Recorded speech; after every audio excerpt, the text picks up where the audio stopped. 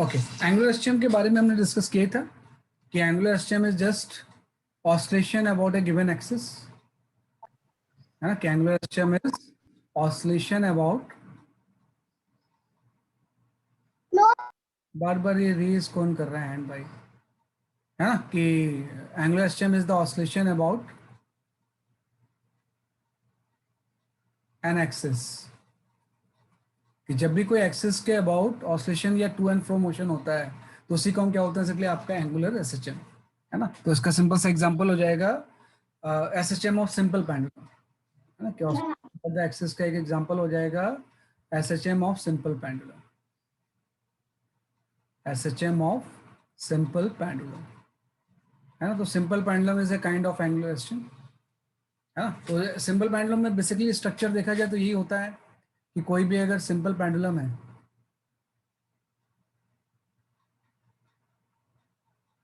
Oscillation about an axis, है ना, कि जो ऑसिलेशन अबाउट एन एक्सिस होता है वही क्या होता है, इसलिए आपका एंगुलर एसएचएम होता है।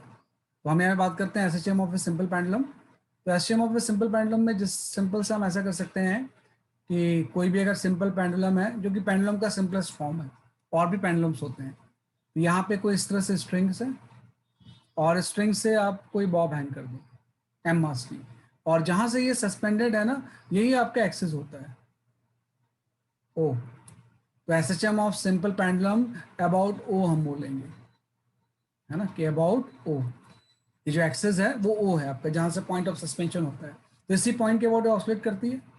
कि जैसे मैं इसको अगर डिस्प्लेस करके छोड़ दूं कि इस तरह से, दूसरे एंड से मैं अगर डिस्प्लेस करके इसको ऐसे छोड़ दूं किसी थीटा नॉट एंगल से, if this angle is theta naught, तो इट विल ऑसिलेट कि यहाँ से मीन पोजिशन पे आएगी, है ना। अगर थीटा नॉट से आपने इसको रिलीज किया है तो इधर भी इसका एम्पलीट्यूड जो होगा वो थीटा नॉट ही होगा, है ना। इधर भी आपकी जो मूव करेगी वो किससे मूव करेगी, इसलिए आपकी थीटा नॉट से, और फिर ये वापस आएगी, है ना, और एक साइकिल इसका कंप्लीट हो जाएगा।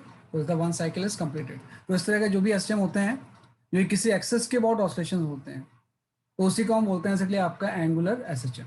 तो इसमें जो थीटा नॉट है ना, this theta naught is known as amplitude. ये एसएचएम का क्या हो जाएगा, इसलिए आपका एम्पलीट्यूड होता है, कि एसएचएम का हो जाएगा इसलिए आपका एम्पलीट्यूड हो जाएगा, राइट। अब यहाँ पे एक चीज आ गई कि सेम चीज जो हमने लीनियर एसएचएम में पढ़ी थी उसको हम रिप्लेस, मतलब यहाँ पे रिपीट करेंगे। तो कोई नई चीज नहीं है, जो भी चीज आपने पढ़ा था उसी को हम रिपीट करेंगे। तो पहली जो चीज आती है that is the condition for angular SHM, condition for angular SHM, कि अगर कोई भी एंगुलर एसएचएम हो रहा है तो उसकी बेसिक कंडीशन क्या होगी। तो कंडीशन फॉर एंगुलर एसएचएम में जैसे रिस्टोरिंग फोर्स होता था, यहाँ पे रिस्टोरिंग टॉर्क हो जाएगा। यहाँ पे हम बात करेंगे रिस्टोरिंग टॉर्क, है ना, कि restoring torque should be directly proportional to, है ना, should be directed towards the mean position, या इसको डायरेक्टेड वर्ड मत लिखो आप इस तरह से, मैं इसको मैथमेटिकली लिख देता हूँ। ये जो रिस्टोरिंग टॉर्क है वो ज़्यादा अच्छा रहेगा, डेफिनेशन वाइज कोई फायदा नहीं होगा। कि यहाँ पे सिंपल सा कंडीशन फॉर एंगुलर एसएचएम आपका आ जाएगा कि जो रिस्टोरिंग टॉर्क होगा, रिस्टोरिंग टॉर्क को हम इस सिंबल से शो कर सकते हैं कि टॉर्क के सिंबल से स्मॉल आर लगा दिया, this should be directly proportional to the minus theta, है ना। कि कंडीशन फॉर एंगुलर एसएचएम जो हो जाएगा restoring torque should be directly proportional to the minus theta, है ना। तो जो इसमें जैसे कंडीशन फॉर लीनियर एसएचएम होता है, रिस्टोरिंग फोर्स जो होता था वो directly proportional to the minus X होता था। तो फोर्स की जगह पे टॉर्क आ गया, एक्स की जगह पे थीटा आ गया, है ना। कि फोर्स की जगह पे टॉर्क आ गया और एक्स की जगह पे क्या आ गया, थीटा आ गया। और इसमें थीटा अच्छा उठतोय आता सर किसी का काय माइक केलंय ऑन। जेवण? हाँ अभी डाळ भात. शी. ए मी नाही यांना सांग काय ते माझा लॅपटॉप खराब झाला वाटतं. ओके, ये आपका गया है ना, कि भाई जो रिस्टोरिंग टॉर्क होगा this is directly proportional to क्या जाएगा, इसलिए आपका माइनस थीटा हो जाएगा, है ना। तो restoring torque is directly proportional to minus theta हो गया। इसमें जो थीटा होगा ये आपको जानना होगा कि क्या होता है। तो theta is the angular displacement from the mean position, ये क्या हो जाएगा बेसिकली आपका angular displacement from mean position, कि भाई मीन पोजीशन से एंगुलर डिस्प्लेसमेंट थीटा हो जाएगा, कि जो भी आप मीन पोजीशन ले रहे हो किसी इंस्टेंट में हो सकता है कि बॉब यहाँ पे होगा, है ना, बीच में कहीं पे एम्पलीट्यूड पे कोई जरूरत नहीं है, तो ये आपका एंगल थीटा हो जाएगा, कि एंगुलर डिस्प्लेसमेंट फ्रॉम द क्या हो जाएगा बेसिकली आपका मीन पोजीशन, है ना, ये थीटा हो जाता है। तो ये कंडीशन जब सेटिस्फाई होगी ना तभी इसका मोशन एसएचएम होगा, अदरवाइज ऑसिलेशंस तो होगा लेकिन वो एसएचएम नहीं होगा। तो पहली चीज तो ये आ गई। इसी को फर्दर हम एक्सपेंड करते हैं। आप जब यहाँ से प्रोपोर्शनल साइन हटाओगे तो एक कांस्टेंट लगा दोगे तो माइनस के थीटा आ जाएगा, और आपको पता है टॉर्क इक्वल टू जैसे force equal to M A होता है, torque equal to I alpha होता है, moment of inertia into angular acceleration. तो इस टॉर्क की जगह पे हम पुट कर देंगे बेसिकली आपका I alpha equal to minus K theta. तो यहाँ से अल्फा का एक्सप्रेशन आ जाएगा कि अल्फा की वैल्यू हो जाएगी बेसिकली आपकी माइनस के by I into theta, and this alpha is angular acceleration. ये जो अल्फा होगा this is your angular acceleration, है ना। तो एंगुलर एक्सेलरेशन की वैल्यू ये आ जाएगी यहाँ से, और आई जो होगा this is the moment of inertia. यहाँ पे आई जो हम ले रहे हैं वो क्या है बेसिकली आपका moment of inertia about O, कि जो भी आपका पॉइंट ऑफ ऑसिलेशन है उसी के अबाउट सब चीज लेते हैं हम इसमें। तो इसमें जो आई है this is the moment of inertia about O, कि ओ के अबाउट हमने मोमेंट ऑफ इनर्शिया ले लिया। तो ये आपका एक्सप्रेशन आ गया। इसमें आपको पता है इसी को मैं इस फॉर्म में लिख सकता हूँ कि minus omega square into theta. तो आपका मेन इक्वेशन आ गया कि भाई टॉर्क की इस कंडीशन से आपने एंगुलर एक्सेलेरेशन वाला एक्सप्रेशन लेके आ गए। एंगुलर एक्सेलेरेशन की जो वैल्यू होगी अल्फा ये इक्वल हो जाएगी माइनस ओमेगा स्क्वायर थीटा के, जैसे कि आपकी इस केस से आपका ये आ जाता था A equal to minus omega square X. तो वैसे एंगुलर एक्सेलेरेशन की जगह पे क्या आ गया माइनस ओमेगा स्क्वायर थीटा। और एक बार अगर ये चीज आ गई ओमेगा आ गई तो we can find out the time period.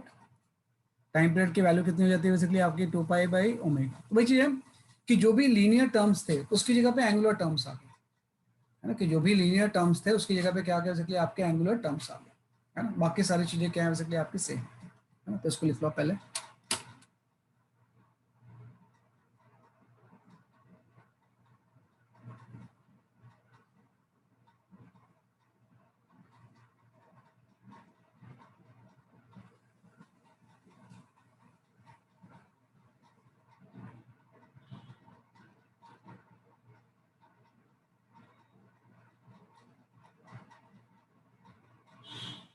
Sir तो सर एक बात पूछना था कि सर कल मैं मॉड्यूल सॉल्व कर रहा था तो एनसीईआरटी एक बार रेफर किया था मैंने। तो एनसीईआरटी में वो समरी में लिखा था डिस्प्लेसमेंट का formula A is equal to cos theta omega T plus phase. फर्क नहीं पड़ता, कोई भी ले सकते हो उसमें आप। तो उसमें साइन और कॉस चलता है मतलब। हाँ हाँ कोई फर्क नहीं पड़ता उससे। तो फिर साइन मॉड्यूल में मैंने डिस्प्लेसमेंट मार्क किया था तो उधर एक्चुअली आंसर दिखाया था फेज कांस्टेंट। नहीं नहीं, वो जो क्वेश्चन है ना मैंने डाउट में क्लियर किया उसमें, वो इसमें एक वर्ड मिसिंग है, उसमें एक वर्ड ओके मिसिंग सर। है। उसमें एक्चुअली आपको फेस उसमें एक लिखा हुआ था कि भाई इन दिस इक्वेशन फाई क्या रिप्रेजेंट करता है, वो फाई लिखना वो भूल गए थे।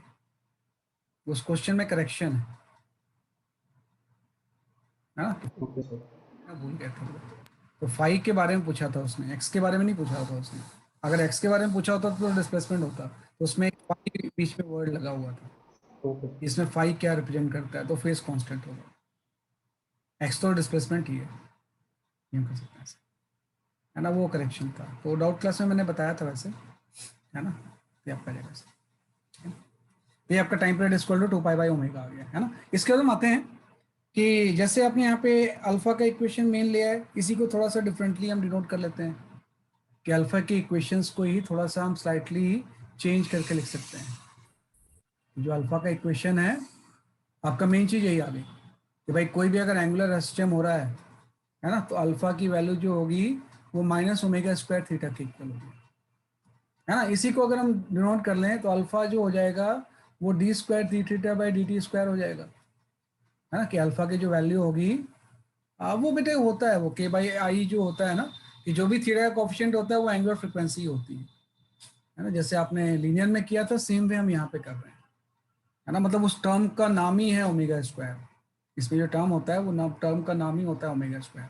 Where omega is the angular frequency, है ना। तो जैसे पहले रिप्लेस किया था वैसे इसमें रिप्लेस कर रहे हैं। तो इसमें आपका अल्फा जो होगा डबल डेरिवेटिव हो जाएगा, equal to minus omega square theta आ गया, इक्वल टू क्या आ गया बेसिकली आपका माइनस स्क्वायर थीटा, है ना। अब इसी को अगर हम ध्यान दें तो इसको हम इस तरफ ले जा सकते हैं, तो यहाँ पे आपका आ गया D square theta by D T square plus omega square theta equal to 0 आ गया।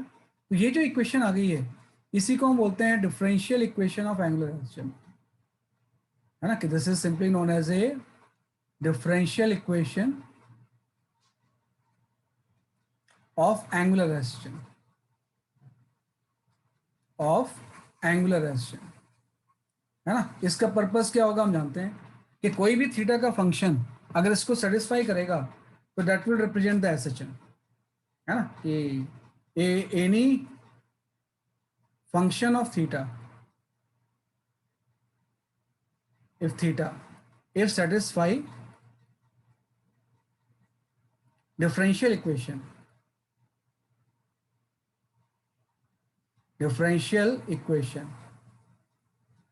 है ना, will represent SHM, है ना। ये तो टेस्ट होता है ना, कि कई बार आपने पहले भी पढ़ा हुआ है, जैसे डिफरेंशियल इक्वेशन लीनियर सिस्टम का था तो थीटा की जगह पे एक्स ही तो आ गया था। तो कोई भी फंक्शन ऑफ थीटा अगर इसको सेटिस्फाई कर रहा है तो वो किसको रिप्रेजेंट करेगा, बेसिकली आपके सिंपल हार्मोनिक मोशन को, है ना। तो बेसिकली आपको पता है स्टैंडर्ड जो इसका इक्वेशन होता है वो इस फॉर्म में होता है ना, कि थीटा इक्वल टू जो होगा ये आपका हो जाएगा theta naught into sine omega T plus five, ये आपका आएगा। तो this is the general equation of SHM, इसको हम बोलेंगे इक्वेशन ऑफ एसएचएम, कि अगर किसी पार्टिकल का थीटा इस फंक्शन से वेरी कर रहा है टाइम के साथ तो वो रिप्रेजेंट कर रहा होगा एसएचएम को, क्योंकि इस थीटा को जब हम यहाँ पुट करेंगे ना तो ये इक्वेशन सेटिस्फाई हो जाएगी। तो थीटा इक्वल टू हो जाएगा theta naught sign omega T plus five, है ना। तो इसमें ध्यान रखना ये डिफरेंट टर्म्स क्या है, डिफरेंट टर्म्स सिंपल वही है कि भाई अगर कोई भी पेंडुलम इस तरह से ऑसिलेट कर रहा है तो इसके ऑसिलेशंस के कुछ एम्पलीट्यूड होंगे। सपोज ये तो मीन पोजीशन है इसकी, है ना, कि इसकी मीन पोजीशन है, दोनों तरफ इसका एम्पलीट्यूड होगा कि भाई इतने इस एंगुलर स्पेस के बीच में ये ऑसिलेट कर रहा है, ये आपका थीटा नॉट हो गया, है ना। तो थीटा नॉट तो इस केस में एम्पलीट्यूड हो गया मैक्सिमम वैल्यू। लेकिन किसी इंस्टेंट में ये थीटा पे भी तो हो सकता है कि किसी इंस्टेंट पे पेंडुलम सपोज यहाँ पे किसी थीटा एंगल पे है ना, तो वो जो थीटा होगा जो चेंज हो रहा होगा टाइम के साथ, इस तरह से कि टाइम के साथ जो थीटा चेंज हो रहा होगा अगर वो इस फंक्शन के अकॉर्डिंग चेंज हो रहा है ना, तो वो एसएचएम को रिप्रेजेंट कर रहा होगा, है ना। तो थीटा जो होगा एंगुलर डिस्प्लेसमेंट हो गया, थीटा नॉट उसकी मैक्सिमम वैल्यू हो गई, बाकी टर्म सेम है कि साइन के अंदर जो भी एंगल होता है we called as a phase, है ना, जो भी हमने लीनियर में पढ़े थे, है ना। तो ये सारी चीजें क्या होती हैं इसलिए आपके सेम होती है, राइट। अब एक चीज आ गई कि जब ये किसी थीटा एंगल पे होगा तो उसकी कुछ एंगुलर स्पीड भी तो होगी ओमेगा डैश, क्योंकि इस तरह से सर्कुलर मोशन का पार्ट ही तो होता है ये, है ना। तो यहाँ पे अगर हम एंगुलर वेलोसिटी या एंगुलर स्पीड निकालना चाहें कि इसकी एंगुलर स्पीड कितनी हो जाएगी, है ना। देखो एंगुलर स्पीड को मैं ओमेगा डैश से शो कर रहा हूँ क्योंकि यहाँ पे एक टर्म हमने ओमेगा यूज किया जो कि एंगुलर फ्रिक्वेंसी होती है, तो यहाँ पे एंगुलर स्पीड इसकी हो जाएगी बॉब की, तो ओमेगा डैश थीटा को डिफ्रेंशिएट करके आ जाएगा, इस पूरे D theta by D T को हम डिफ्रेंशिएट कर देंगे इस चीज को। तो जैसे हम इसको डिफ्रेंशिएट करेंगे यहाँ पे थीटा नॉट इंटू ओमेगा आ जाएगा और ये cos omega T plus five में कन्वर्ट हो जाएगा, और ये जो थीटा नॉट इंटू ओमेगा होगा ये एंगुलर स्पीड की मैक्सिमम वैल्यू होगी, ये ओमेगा डैश की कौन सी वैल्यू हो जाएगी, मैक्सिमम वैल्यू। ऐसे हम एंगुलर एक्सलेशन निकाल सकते हैं कि भाई किसी भी केस में एंगुलर एक्सलेशन की वैल्यू कितनी होगी, वो अल्फा हो जाएगा। अल्फा एक बार और इसको डिफ्रेंशिएट कर दो D omega by dash by D T, तो फिर से डिफ्रेंशिएट करेंगे तो एक बार और ओमेगा मल्टीप्लाई होगा, यहाँ पे हो जाएगा minus omega square into theta naught into cos minus sine में कन्वर्ट हो जाएगा sine omega T plus five, same वैसे ही है। तो जो omega square into theta naught है ये अल्फा की मैक्सिमम वैल्यू हो जाएगी, कि एंगुलर एक्सलेशन अल्फा की मैक्सिमम वैल्यू क्या होगी, बेसिकली आपकी ये होगी। तो वही चीज़ है कि इसमें जो मेन जो तीन कंसेप्ट आपको निकल के आए, है ना, ये सब चीज़ें तो एक्स्ट्रा चीज़ें हैं, मेन जो चीज़ थी वो ये तीन इक्वेशंस आपके आ गए, है ना, जो फ्रंट पेज पे मैंने शो किए थे सबसे पहले, कि भाई कंडीशन ऑफ एंगुलर एसएचएम ये होता है, अगर ये सेटिस्फाई होगा तभी एसएचएम होगा, इससे आपका अल्फा की वैल्यू आ गई। और अल्फा में से आपका ओमेगा आ जाएगा, ओमेगा से हम टाइम पीरियड निकाल लेंगे, है ना, कि ओमेगा से हम किसको निकाल लेंगे, बेसिकली आपका टाइम पीरियड। और इसी चीज़ को अगर हम थोड़ा सा डिफरेंट फॉर्म में लिखें तो we can write a differential equation, और इस डिफरेंशियल इक्वेशन को सेटिस्फाई करने वाला ये इक्वेशन होगा कि अगर थीटा इस फंक्शन से वेरी कर रही है तो वो किसको रिप्रेजेंट करेगी, बेसिकली आपकी सिंपल हार्मोनिक मोशन, राइट। इस बात तो थोड़ा सा बेसिक इसका एंगुलर सिस्टम की काइनेमेटिक्स है। सर एक चीज पूछनी थी, ये जो बीच में बनाया है ये मीन है on the right hand side जो आपने डायग्राम बनाया है, और हाँ। वो थीटा नॉट का एक मतलब theta naught is a bigger angle, और जो वो छोटा वाला है वो आपने थीटा लिया ना? हाँ, छोटा वाला थीटा लिया मैंने, ये बीच वाला एंगल थीटा है। थीटा नॉट की, थीटा की मैक्सिमम वैल्यू थीटा नॉट है कि मैंने मान लिया कि ये ऑसिलेट कर रहा है किसी इंस्टेंट में टी टाइम पे यहाँ पे है, मीन पोजीशन से थीटा एंगल पे, और थीटा नॉट जो है पूरा एंगल है कि मैक्सिमम एंगल थीटा नॉट तक जा सकता था, लेकिन किसी टी टाइम पे थीटा एंगल पे है, तो वो जो थीटा एंगल है उसका टाइम के साथ फंक्शन ये है ना, कि थीटा का जो फंक्शन है वो मैंने ये लिखा हुआ। थीटा को हम बोल सकते हैं डिस्प्लेसमेंट एट टाइम टी, है ना, कि थीटा जो होगा वो आपका हो जाएगा डिस्प्लेसमेंट एट टाइम टी,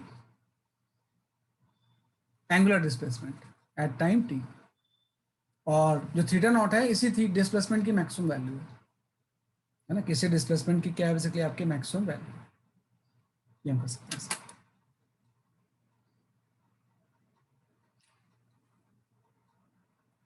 तो ये थोड़ा सा हमने एंगुलर एसएचएम की काइनेमेटिक्स पढ़ ली। This is the kinematics of angular SHM. So can you please show the previous slide for a अब second? स्लाइड शो कर दूंगा, ये आपका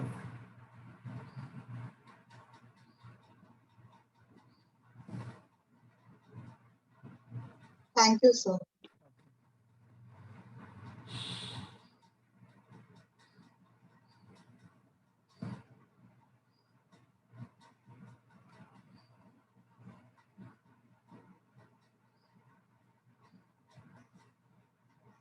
है ना, ये आपने कर लिया इस तरह से।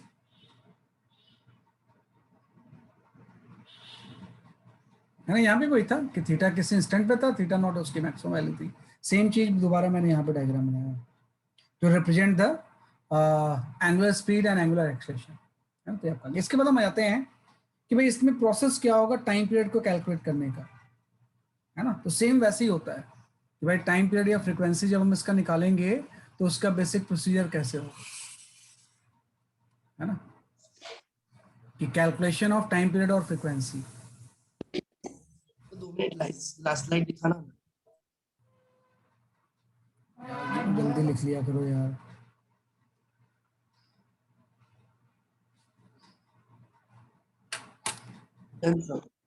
ओके, है ना। तो हम आ जाते हैं कैलकुलेशन ऑफ टाइम पीरियड और फ्रीक्वेंसी।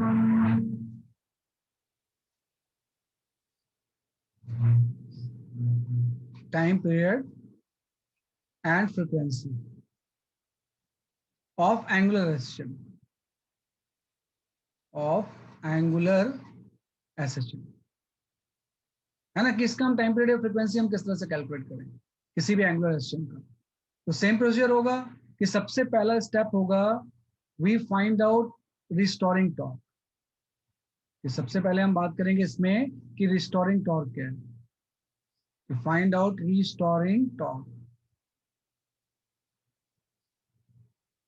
है ना, at an displacement theta from the mean position,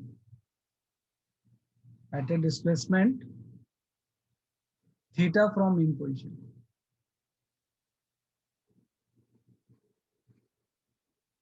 है ना, ये आप आ गया। सेकंड में आ जाएगा कि जैसे आपका रिस्टोरिंग टॉर्क आ गया, then find out calculate acceleration, calculate alpha, कि अल्फा की वैल्यू हम निकालेंगे जो कि restoring torque upon moment of inertia हो गई। और एक बार सेकंड स्टेप पे ये आ गया तो थर्ड में आपका अल्फा की स्टैंडर्ड इक्वेशन लिख लो आप, कि alpha is equal to compare with, है ना, यहाँ पे हम आ जाएगा इसलिए आपका compare with alpha is equal to minus omega square theta, तो इससे ओमेगा आ जाएगा, और ओमेगा हो गया तो टाइम पीरियड आ जाएगा आपको, तो टाइम पीरियड की वैल्यू 2 पाई बाई ओमेगा होती है। तो जैसे लीनियर में आपका मेन था ना कि रिस्टोरिंग फोर्स क्या था, रिस्टोरिंग फोर्स की जगह पे रिस्टोरिंग टॉर्क आ गया। फोर्स को मास से डिवाइड करके ए आता था, इसमें अल्फा निकालना है तो फोर्स को हम टॉर्क को मोमेंट ऑफ इनर्शिया से डिवाइड कर देंगे और फिर कंपेयर करके ओमेगा निकालेंगे और टाइम पीरियड है ना। तो स्ट्रेटेजी जो इसमें यूज करेंगे वो यही 4 स्टेप्स हैं, जिससे कि हम टाइम पीरियड और फ्रीक्वेंसी ऑफ एंगुलर एस्टिमेशन क्या कर सकते हैं, बेसिकली आपका कंप्लीट है ना, इसको हम इस तरह से फाइंड आउट कर सकते हैं। अब इसमें आ गया कि सबसे पहले जो चीज आपको पढ़नी है, हम डिफरेंट टाइप्स ऑफ पेंडुलम पढ़ेंगे, है ना, कि भाई यहाँ पे we study the different type of pendulum, different types of pendulum. Pendulum बहुत तरह के होते हैं, अभी हम सबसे डिफरेंट टाइप ऑफ पेंडुलम में सबसे पहला पेंडुलम पढ़ रहे हैं, that is your simple pendulum. पहली चीज आपका आ गया SHM ऑफ, आप लोग बेटा सर वो लेफ्ट साइड पे फर्स्ट पॉइंट पे आपने after restoring torque at a displacement Okay, sir. theta from mean position, कि find out the restoring torque at a displacement theta from mean position। उसके बाद अल्फा निकाल लिया, इसको कंपेयर किया और टाइम पीरियड कैलकुलेट कर लिया, है ना। तो डिफरेंट टाइप ऑफ पेंडुलम में सबसे पहला हम पेंडुलम पढ़ रहे हैं SHM ऑफ सिंपल पेंडुलम,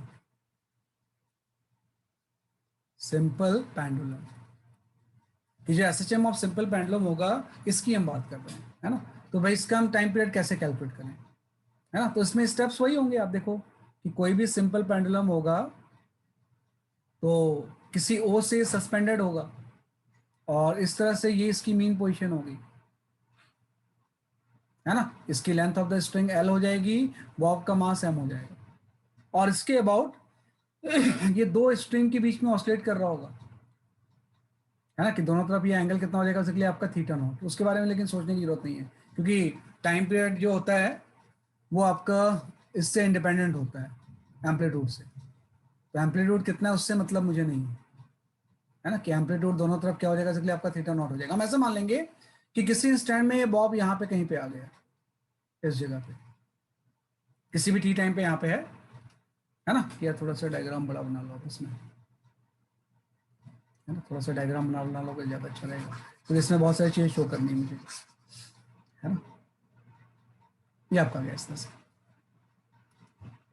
है ना। तो जस्ट मैं बाकी चीज़ें नहीं बना रहा हूँ, मैं ऐसा बोल रहा हूँ कि ये इसकी मीन पोजीशन थी और किसी इंस्टेंट पे ये आपका बॉब यहाँ पे टी टाइम पे, लेंथ ऑफ द स्ट्रिंग, मास इसका कितना है, बेसिकली आपका M है, और ये एंगल किसी इंस्टेंट में थीटा है, ये एम्पलीट्यूड नहीं है, किसी इंस्टेंट में थीटा एंगल पे है और आगे भी जा सकता है।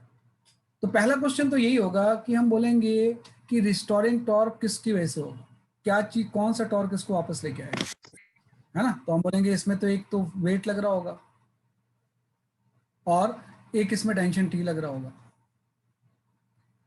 है ना, कि वेट एंड टेंशन क्या लग रहे होंगे, बेसिकली आपके टी लग रहे होंगे। नहीं, टी नहीं लगेगा, टी तो टॉर्क प्रोड्यूस करेगा ही नहीं, क्योंकि अगर पॉइंट ऑफ सस्पेंशन O है तो हम रिस्टोरिंग टॉर्क के अबाउट O लेते हैं, तो टी तो वहीं से पास कर रहे हैं, तो उसकी वजह से कोई टर्निंग इफेक्ट प्रोड्यूस नहीं होगा। भाई जो टी होगा इसको आगे एक्सटेंड करें तो O से ही पास हो रहा है, तो इसकी वजह से रिस्टोरिंग टॉर्क नहीं होगा, वेट की वजह से होगा। वेट की वजह से जो टॉर्क होगा इसको वापस अपनी पोजीशन पर ले आएगा। तो सबसे पहले मैं निकालूंगा what is the restoring torque. मैं लिखूंगा रिस्टोरिंग टॉर्क की वैल्यू, एक्चुअली रिस्टोरिंग है तो माइनस साइन तो लगेगा ही, mg into perpendicular distance. Perpendicular distance ये हो जाएगी ना, कि mg इंटू क्या हो जाएगा, इसलिए आपका परपेंडिकुलर डिस्टेंस, है ना, कि mg इंटू क्या हो जाएगा, इसलिए आपका परपेंडिकुलर डिस्टेंस। बेटा ये L है, लेंथ ऑफ द स्ट्रिंग, है ना, mg इंटू क्या हो जाएगा, परपेंडिकुलर डिस्टेंस। ये mg हो गया, और अगर ये L है तो ये वाले डिस्टेंस आपकी L sin थीटा हो गया। तो टॉर्क इक्वल टू क्या होता है, फोर्स इंटू परपेंडिकुलर डिस्टेंस। तो रिस्टोरिंग टॉर्क की वैल्यू आपकी हो जाएगी mg L sin थीटा, क्योंकि टेंशन तो कोई टॉर्क प्रोड्यूस कर ही नहीं रहा है, टेंशन तो उससे ही पास हो रहा है ना। तो टॉर्क के लिए तो परपेंडिकुलर डिस्टेंस होना चाहिए, अगर परपेंडिकुलर डिस्टेंस नहीं है तो टॉर्क की वैल्यू क्या होगी, बेसिकली आपकी जीरो होगी। बेटा बेसिक डेफिनेशन होती है टॉर्क की कि कोई भी फोर्स अगर आपके एक्सिस से ही पास हो जाए तो उसकी वजह से टॉर्क जीरो होता है। तो टेंशन को आगे एक्सटेंड करेंगे तो वो से ही पास हो जाएगा ना, तो it won't be having any perpendicular distance, तो टॉर्क की वैल्यू क्या हो जाएगी, जीरो। वेट से परपेंडिकुलर डिस्टेंस है ना, तो उसकी वजह से टॉर्क होगा। तो कोई भी फोर्स अगर एक्सिस से ही पास हो तो उसकी वजह से टॉर्क क्या होता है, जीरो होता है। यहाँ पर रिस्टोरिंग टॉर्क आ गया minus mg L into sine theta. अब देखो अभी ये एसएचएम नहीं है कि दिस टॉर्क की जो इक्वेशन है ये एसएचएम को रिप्रेजेंट कर ही नहीं रही है, क्योंकि एसएचएम के लिए इंपॉर्टेंट कंडीशन तो ये है ना, डायरेक्टली प्रोपोर्शनल तो माइनस थीटा होना चाहिए, तो यहाँ पे तो साइन वाला टर्म है ना, तो साइन थीटा नहीं होना चाहिए, सिर्फ थीटा होना चाहिए था। तो हम बोलेंगे एक्चुअली अगर मैं स्मॉल डिस्प्लेसमेंट ले लूँ, स्मॉल थीटा, मतलब जो भी एसएचएम होता है ना ये स्मॉल के लिए होता है।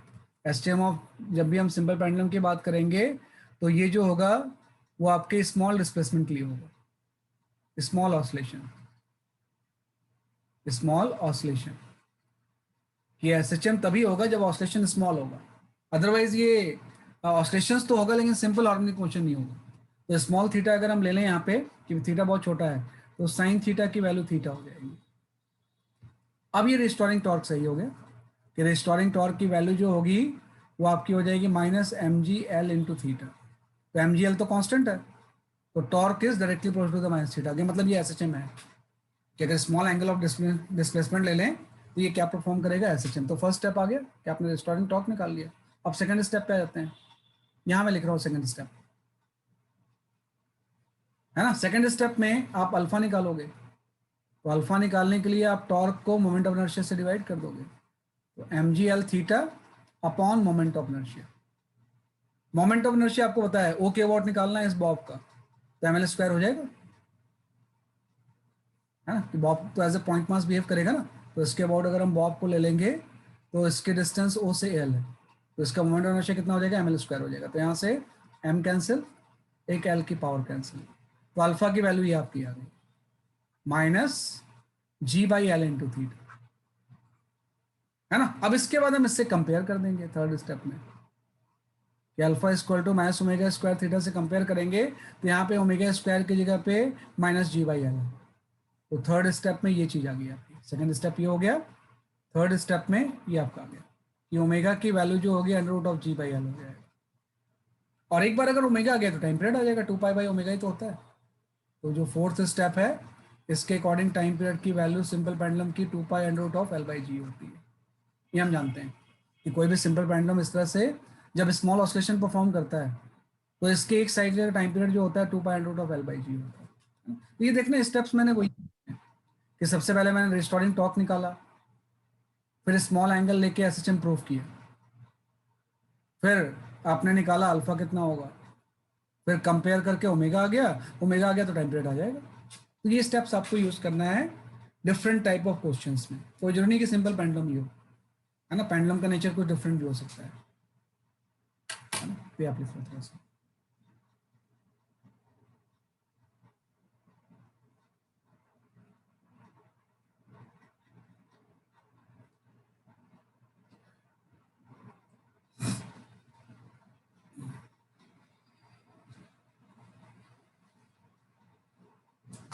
तो इसका स्टैंडर्ड मेथड है torque, alpha, compare and time period, है ना। और बाद में टाइम पीरियड का फॉर्मूला आपको याद रखना है कि एसएचएम सिंपल पेंडुलम के टाइम पीरियड का जो फॉर्मूला होता है वो आपका ये होता है।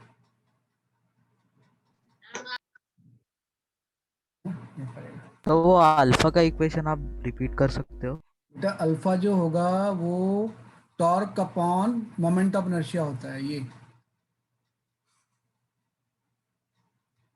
टॉर्क की वैल्यू तो हमने यहाँ से निकाल ली, moment of inertia M L square हो जाएगा, एम मास ओ से एल डिस्टेंस पे है तो एम एल स्क्वायर हो गया, तो एम एम कैंसिल हो गया तो अल्फा की वैल्यू ये आ गई। फिर इससे इसको कंपेयर कर देंगे तो ओमेगा स्क्वायर की जगह पे रूट जी बाई एल आ गया और जी बाई एल आ गया, तो ओमेगा की वैल्यू ये होगी, टाइम पीरियड आ गया है कि time period of the simple pendulum जो होगा वो 2 pi under root of L by G होगा, है ना। तो हम कर सकते हैं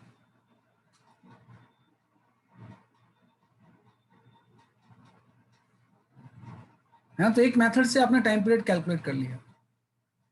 सर हाँ बताओ। सर रिस्टोरिंग फोर्स और जहाँ पे डिस्प्लेसमेंट हुआ वो सेम डायरेक्शन में होना चाहिए ना, बट यहाँ पे नहीं, अपोजिट डायरेक्शन होना चाहिए बेटा, अपोजिट डायरेक्शन में होना चाहिए। हम इस अपोजिट डायरेक्शन में एक ही मतलब एंटी पैरेलल होने चाहिए ना। नहीं एंटी पैरेलल, वो देखो अब तो वो आप बात कर रहे हो ना लीनियर एसटीएम की, यहाँ पे एंगुलर एसटीएम है। हाँ सर। एसटीएम में तो क्लॉकवाइज एंटी क्लॉकवाइज रहेगा ना, आप देखो जब आप थीटा मेजर, है ना, तो थीटा सो एंगुलर एसएचएम में परपेंडिकुलर रहेगा ना? नहीं, परपेंडिकुलर नहीं रहेगा। जैसे थीटा ऐसे जा रहा है तो जो उसके अपोजिट आपका टॉर्क आ गया, तो दोनों अपोजिट ही तो हैं, इसमें भी अपोजिट होंगे। माइनस साइन का हाँ मतलब, सर। माइनस साइन का मतलब ही है ओके सर। टॉर्क जो थीटा के अपोजिट होगा। तो जब थीटा हम मेजर कर रहे यस हैं सर। एक्सिस से, तो थीटा तो आप मेजर कर रहे हो एंटी क्लॉकवाइज, लेकिन जो टॉर्क लग रहा है वो आपका क्लॉकवाइज लग रहा है, तो दोनों अपोजिट हैं अभी भी।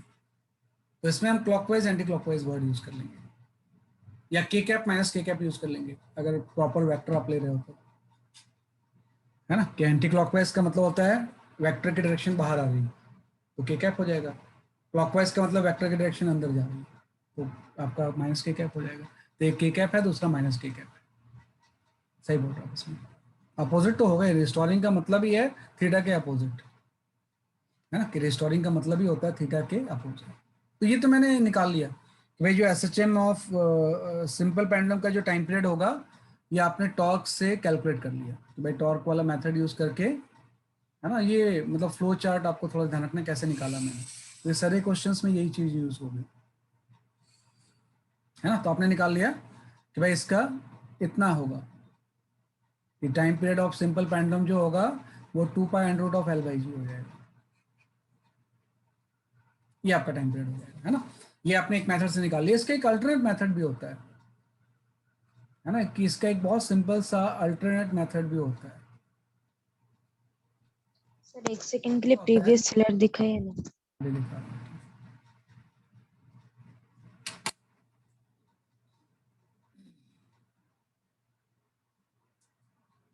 सर ये सारे फॉर्मूले लर्न करने हैं कि अल्फा ऑफ सिंपल पेंडुलम क्या होगा, time period of simple pendulum क्या हाँ, होगा, टाइम पीरियड का ओमेगा। बस फॉर्मूला लर्न करना है आपने, बस ये फॉर्मूला लास्ट में डन सर। ये लर्न करना है आपने, बस बाकी नहीं। बाकी तो स्टेप्स हैं कि कैसे ये टाइम पीरियड का फॉर्मूला आया, है ना। तो बस टाइम पीरियड का ये फॉर्मूला लर्न करना है आपने, ओमेगा एंड टाइम पीरियड कितना होता है सिंपल पेंडुलम का, है ना, कि आपका आएगा इस तरह से, ठीक है ना। ये आपने कर लिया, तो ये आपने टाइम पीरियड लिख लिया। इसके एक अल्टरनेट मेथड भी होता है, वो भी आपको जानना होगा कि देखो अगर किसी एसएचएम का एम्पलीट्यूड बहुत ज़्यादा नहीं है, for small amplitude,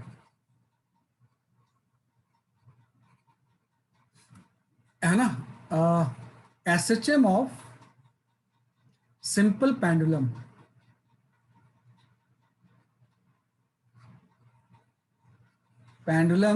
can be considered as linear SHM,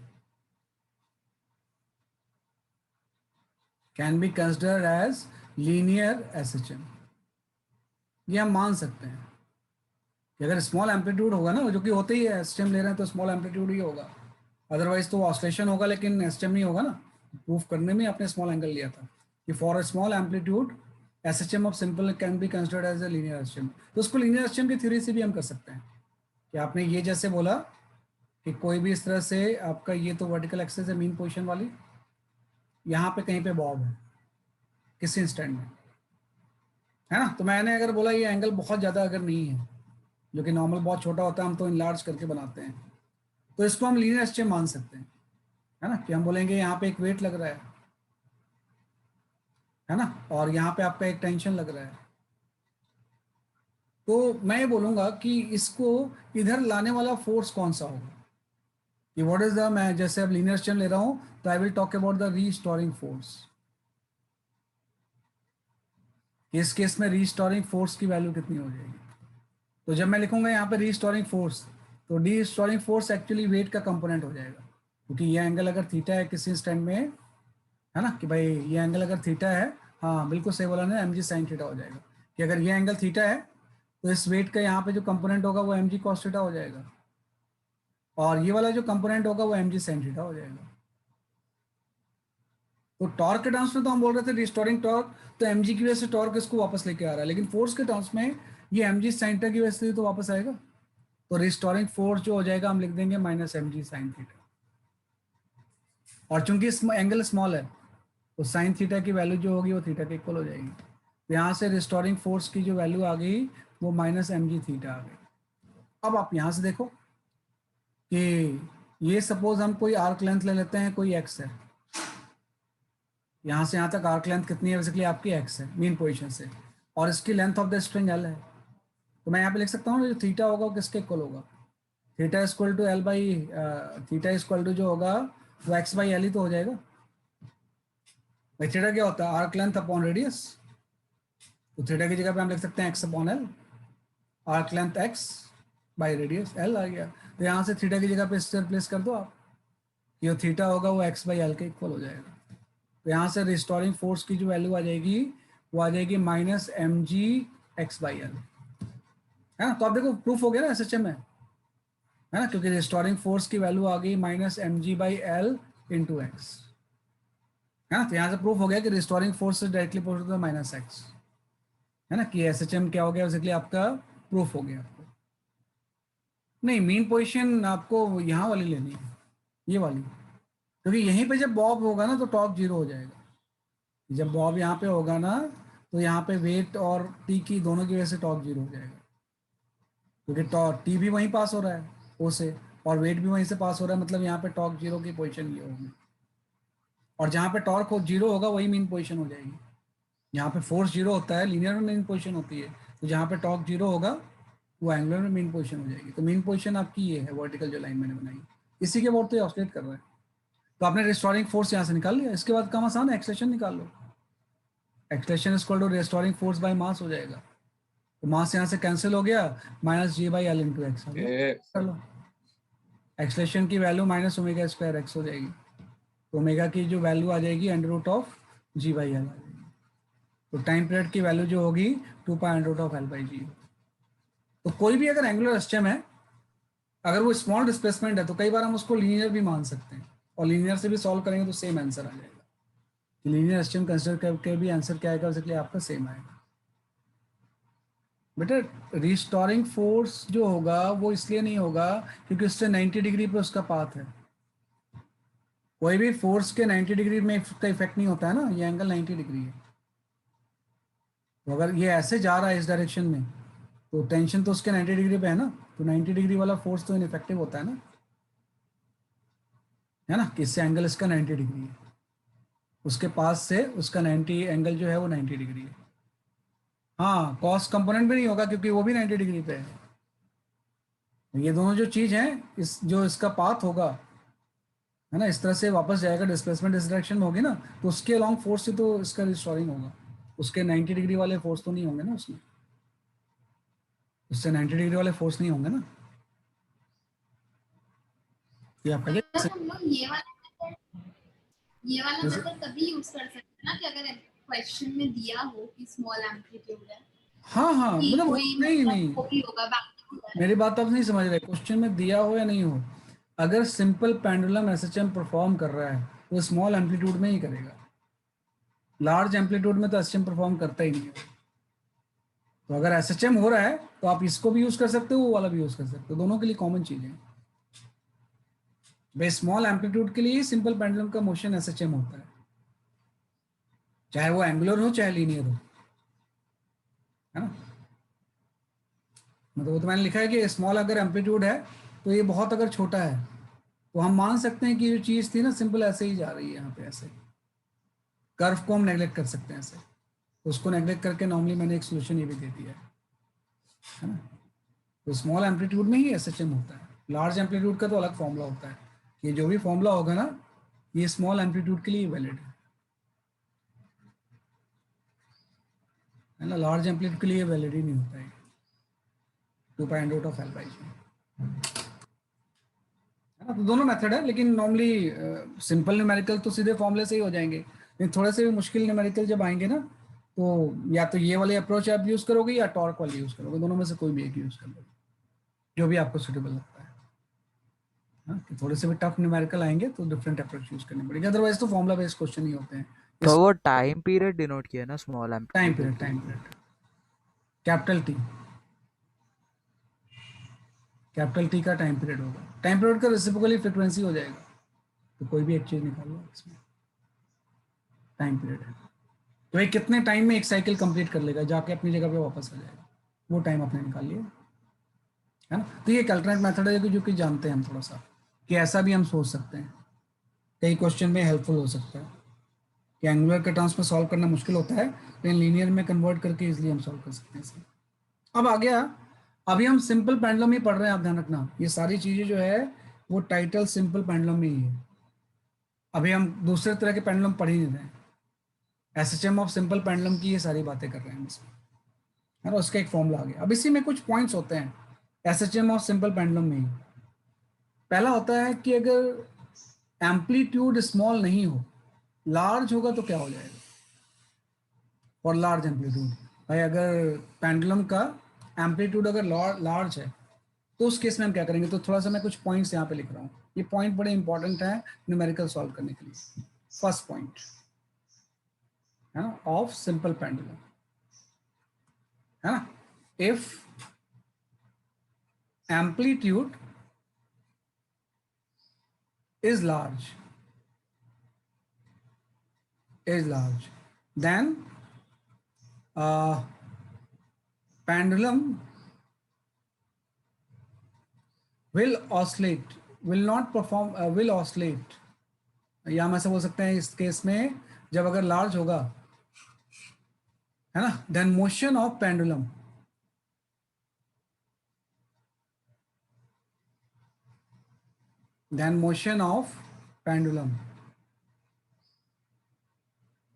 right will be oscillation, ये oscillation होगा, not SHM,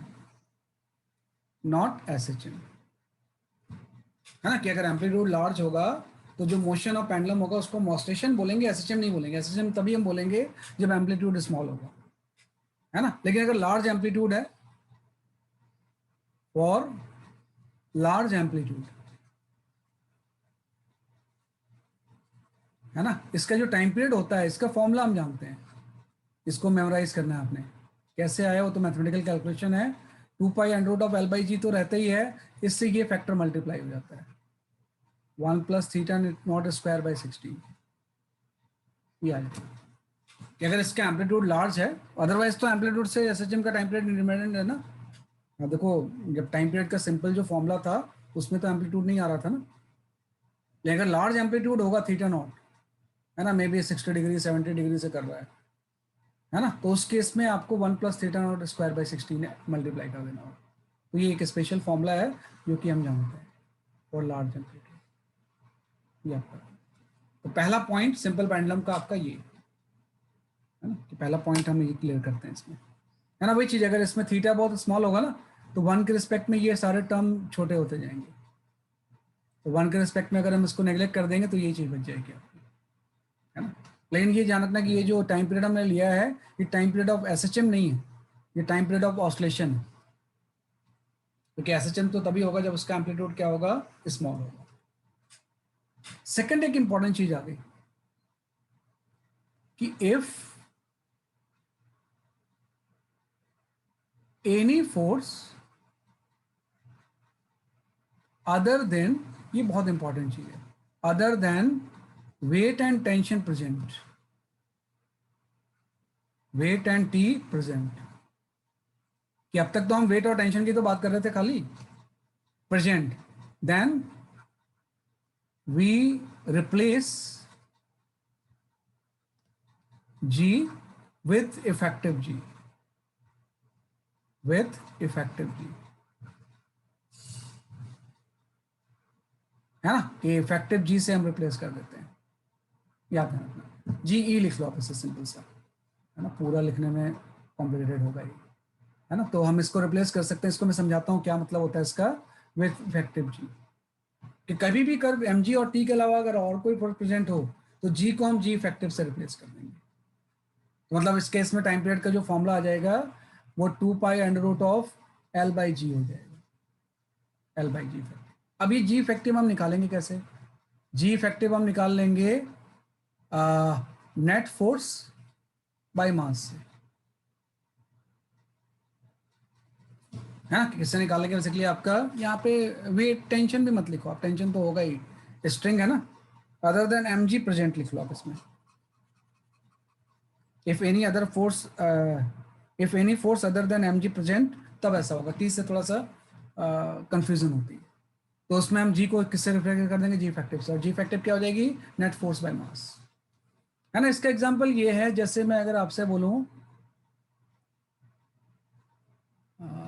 theta naught upon, मतलब मैं समझ नहीं पा रहा हूँ बेटा, हाँ थीटा नॉट हो जाएगा, थीटा नॉट का स्क्वायर लिया हमने अपॉन 16, है ना, 1/6 है ये, theta naught upon 16, theta naught इसमें एम्पलीट्यूड हो जाएगा, थीटा नॉट इसका क्या हो जाएगा, एम्पलीट्यूड हो जाएगा, कुछ भी हो सकता है 60 डिग्री 70 डिग्री, भाई किसी चीज़ को आप ऐसे भी तो छोड़ सकते हो बॉब को, ऐसे छोड़ दिया आपने तो ये ऑसिलेट करेगा, लेकिन एसएचएम नहीं होगा, एसएचएम तभी होगा जब हम बहुत कम एंगल से छोड़ें, then only it will perform the SHM. Large amplitude के लिए उसका टेम्परेचर का फॉर्मूला डिफरेंट होता है। तो g effective F net by mass होता है, तो इसके बहुत सारे एग्जाम्पल हैं कि g effective F net by हम किससे रिप्लेस कर देंगे, मास से। अभी मैं शो करूंगा बेटा, पहले इसको पढ़ा दूंगा। तो क्या हो जाएगा, जैसे मैं ऐसा ले लेता हूँ कि कोई यहाँ पे लिफ्ट है ना, और लिफ्ट से कोई बॉब हैंग कर ऐसा,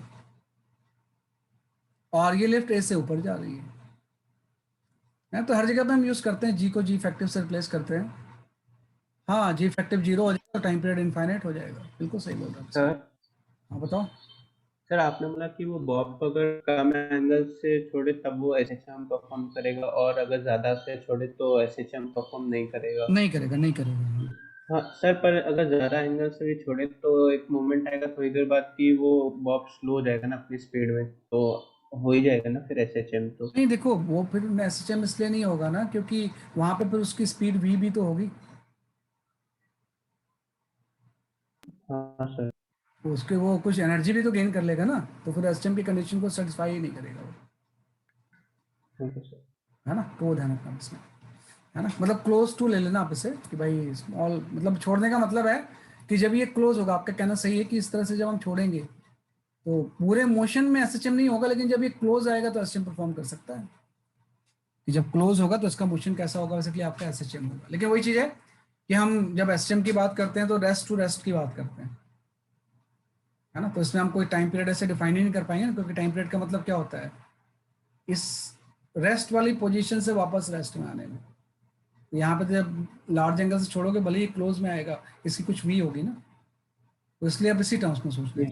तो जैसे आपने इसको एक्सेशन ए ले लिया, तो आपको पता है कि अब इसमें एक तो वेट लग जाएगा, है ना, और एक सूडो फोर्स भी लग जाएगा इसके फ्रेम में चले गए तो अब इसमें जो जी इफेक्टिव होगा इस केस में, जी इफेक्टिव की अगर हम बात करें इसमें, तो ये mg प्लस ma हो जाएगा बाई मास। तो अगर लिफ्ट ए से ऊपर जा रही है तो जी इफेक्टिव की वैल्यू g प्लस ए हो जाएगी। तो इस केस में जो टाइम पीरियड का फॉर्मूला आ जाएगा वो 2 pi under root of l by g हो जाएगा, l by g plus a आ गया, है ना। यही लिफ्ट अगर डाउनवर्ड जा रही होती, है ना, कि यही लिफ्ट अगर इस तरह से बेसिकली आपके डाउनवर्ड जा रही होती विद सम एक्सेलरेशन ए, है ना, वेट, और डाउनवर्ड जा रही होगी तो सूडो फोर्स ऊपर लगता, तो इस केस में जी इफेक्टिव में माइनस साइन आ जाता है, M G minus M A by M, है ना। तो जी इफेक्टिव जो होगी वो जी माइनस ए हो जाती है। तो इस केस में टाइम पीरियड की वैल्यू क्या हो जाती है, बेसिकली आपकी 2 pi under root of L by ji minus a, है ना, कि 2 पाई अंडर रूट ऑफ क्या हो जाएगा, बेसिकली आपका एल बाई जी माइनस ए आ जाएगा। बिल्कुल सही है कि भाई अगर वो ऊपर जा रहा है तो जी प्लस ए हो जाएगा, और नीचे जा रहा है तो जी माइनस ए हो जाएगा। अगर फ्रीली फॉलिंग लिफ्ट होती तो टाइम पीरियड इनफाइनाइट हो जाता ना, है ना, कि अगर फ्रीली फॉलिंग इन्फिनिटिव लिफ्ट होती तो टाइम पीरियड की वैल्यू क्या हो जाती है, बेसिकली आपकी इनफाइनाइट हो जाती है। तो जैसे मैंने बोला कि जी इफेक्टिव ये लेना है आपने, मान लो ये जो चीज है ये आपकी हॉरिजॉन्टल मूव कर रही होती है ऐसे, और इसमें अगर कोई बॉब हैंग होगा, है ना, तो जी तो इस तरफ लग रहा होगा एम जी, और जो सूडो फोर्स है उल्टा लगा हुआ होता है ऐसे, तो दोनों 90 डिग्री के एंगल पे होते हैं ना। तो इस केस में जो जी इफेक्टिव की वैल्यू होती है वो इतनी हो जाती है, under root of ji square plus A square. तो हर केस में can be g plus a, g minus a, या ये आपका आ जाएगा under root of ji square plus क्या हो जाता है, बेसिकली आपका ए स्क्वायर हो जाता है। तो बस जी को जी इफेक्टिव से रिप्लेस करना है ना, कि अगर कोई फोर्स वेट के अलावा प्रेजेंट है तो, है ना, कि वेट के अलावा कोई एडिशनल फोर्स है तो जी को हम किससे रिप्लेस कर देंगे, जी इफेक्टिव से, है ना। तो एक कॉन्सेप्ट काफी यूज होगा इसका। इनफैक्ट यही है जो सेकंड पॉइंट हम डिस्कस कर रहे हैं ना, इसी के ऊपर मोस्टली न्यूमेरिकल्स आएंगे।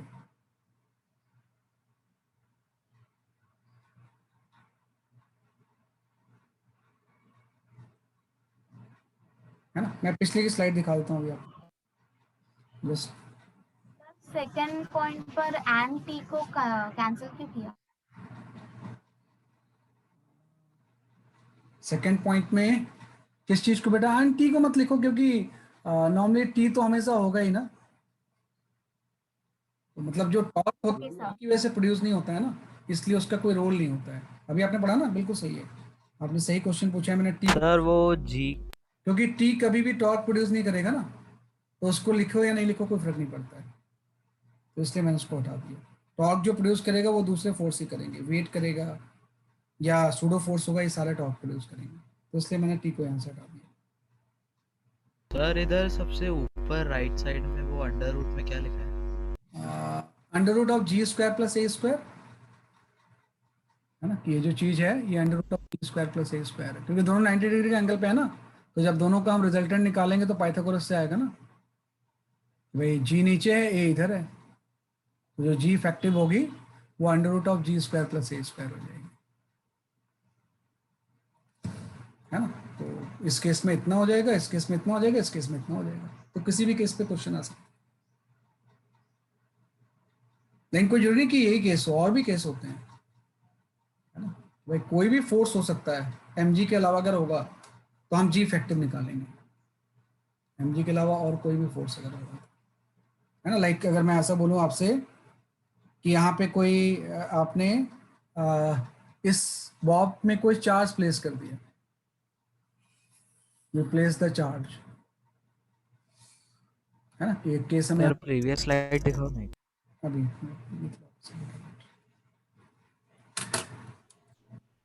टाइम पीरियड इनफाइनाइट हो जाएगा का प्रैक्टिकल मतलब क्या है? टाइम पीरियड डिफाइंड ही नहीं होगा, ऑसिलेट ही नहीं करेगा, इट विल नॉट ऑसिलेट, तो टेंशन जीरो हो जाएगी ना, मतलब स्प्रिंग स्लैक कर जाएगा, स्प्रिंग स्लैक वो एसटीएम परफॉर्म ही नहीं करेगा। सर जो केस में एक्सेलरेशन हॉरिजॉन्टल लगेगा, सो वहाँ पे अपना रिस्टोरिंग फोर्स का इक्वेशन थोड़ा सा चेंज हो जाएगा, क्योंकि डायरेक्शन चेंज हो जाएगा एक्सेलरेशन। बिल्कुल बिल्कुल बिल्कुल बिल्कुल चेंज हो जाएगा, तभी तो ये ऐसा आ रहा है, हाँ सर। अभी तो इस तरह से आ रहा है, under root of ji square plus A square हो जाएगा, है ना, कि भाई जी स्क्वायर प्लस ए स्क्वायर जो हो रहा है उसी की वजह से आ रहा है आपका ये। तो सर वो डायरेक्टली ये फॉर्मूले में नहीं डाल पाएंगे ना कि 2 pi under root L by G effective नहीं डाल डाल सकते पाएंगे? हैं, डाल सकते हैं, डाल सकते हैं, ओके सर। वो सेम ही आ जाता है वो थोड़ा सा सॉल्व करोगे ना ठीक से तो आ जाएगा वो स्मॉल ऑसिलेशन के लिए। मैं इस टाइम पीरियड के फॉर्मूले में जी की जगह पे जी इफेक्टिव पुट कर दो बेटा, है ना। इस केस में भी टाइम पीरियड का फॉर्मूला जो होगा वो इस केस का ये हो जाएगा 2 pi under root of L by जी, तो जी इफेक्टिव यूज करना है तो under root of ji square plus A square put कर दो, बिल्कुल डाल सकते हैं, इसमें कोई वो नहीं, ये तो जनरल चीज आ गई कि ये होता है ना, और जी इफेक्टिव की वैल्यूज डिफरेंट केसेस में हम पुट कर देंगे, है ना, ये आता है। चलो अब इसके बाद जैसे मैंने बोला आपको कि कोई जरूरी नहीं कि इसी केस के लिए, ये इन जनरल है। सपोज मैंने बोला कि ये कोई सिंपल पेंडुलम है, इससे आपका कोई बॉब आपने हैंग कर दिया और बॉब का मास तो m है, इसके ऊपर एक पॉजिटिव क्यू चार्ज है and there is a downward direction में इलेक्ट्रिक फील्ड है, ई क्या है बेसिकली आपकी इलेक्ट्रिक फील्ड है, क्यू चार्ज है, तो आपको तो एक तो वेट लग रहा होगा इसमें, है ना, प्लस एक और फोर्स क्यू ई भी लग रहा होगा, क्यू एंड वेट दोनों लग रहे होंगे ना ऐसे, है ना, क्योंकि क्यू अगर चार्ज है और ई इलेक्ट्रिक फील्ड है तो वेट एंड क्यू लग जाएगा।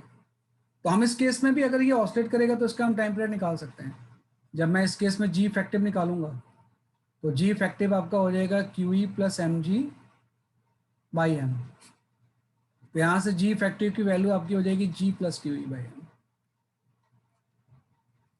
है ना। तो इसके जो टाइम पीरियड ऑसिलेशन होगा, है ना, कि जो टाइम पीरियड ऑफ ऑसिलेशन इसका होगा उसका फॉर्मूला भी उसी फॉर्मूले से निकाल सकते हैं, 2 pi under root of L by G, G की जगह पे ही आ गया G plus Q E by M,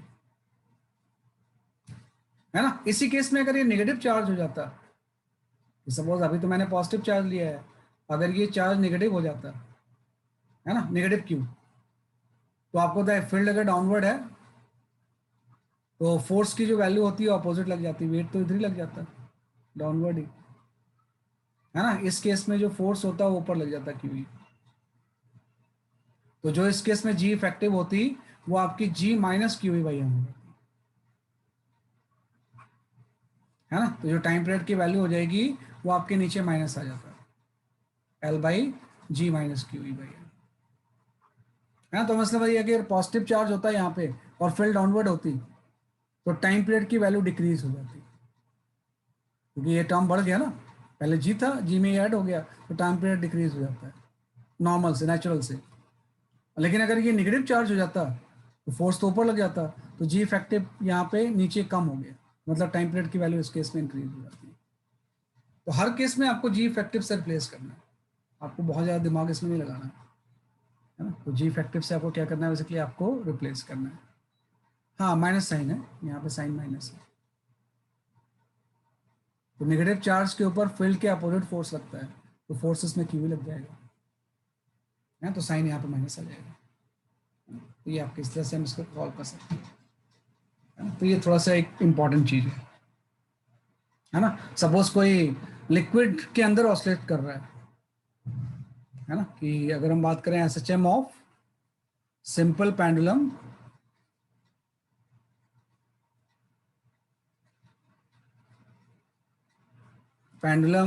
inside liquid, किसी लिक्विड के अंदर अगर ऑसिलेट कर रहा है कि भाई पूरे पूरे पेंडुलम को हम ले गए किसी लिक्विड के अंदर, ऐसे ले लिया हमने। अब इसमें अगर ये ऑसिलेट कर रहा है तो इसका टाइम पीरियड कितना होगा, तो इसमें भी वही आ जाएगा। आप देखो वेट लग जाएगा इसमें, एक वेट तो होता ही है, इसमें एक एडिशनल फोर्स और लग गया, बॉयंसी फोर्स। तो इसका जो जी इफेक्टिव होगा, जी इफेक्टिव की वैल्यू हो जाएगी M G minus buoyancy force, क्योंकि बॉयंसी फोर्स तो हमेशा ऊपर ही लगता है बाई मास। तो यहाँ से जी इफेक्टिव की वैल्यू आपकी हो जाएगी g minus buoyancy force by mass. अब इसी को चाहो तो आप यही लिख लो या थोड़ा सा और कर सकते हो ऐसे। बॉयंसी फोर्स की वैल्यू होती है डेंसिटी ऑफ द लिक्विड, है ना। डेंसिटी ऑफ द लिक्विड आप रो 1 ले लो और डेंसिटी ऑफ द सॉलिड आप रो 2 ले लो। तो बॉयंसी फोर्स में आ जाएगा density of the liquid rho 1 v into G, by mass में आ जाएगा density of the solid rho 2 into V. तो वी कैंसिल हो गया, यहाँ पे जी इफेक्टिव की वैल्यू ये आपके आगे, है ना। जी बाहर आ जाएगा 1 minus rho 1 by rho 2, where rho 1 is the density of the liquid and rho 2 is the density of the solid, जो बॉब की डेंसिटी है। तो टाइम पीरियड का फॉर्मूला इसका ये हो जाएगा 2 pi under root of L by g, है ना। जी की जगह पे आपका ये आता है 1 माइनस रो 1 बाई रो 2,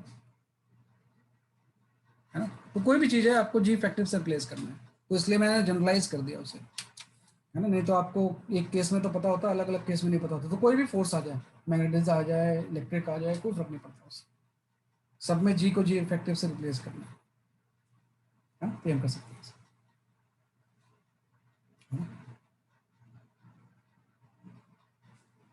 तो ये आप लिख लो, मैं प्रीवियस स्लाइड्स पर शो करता हूँ अभी आपको।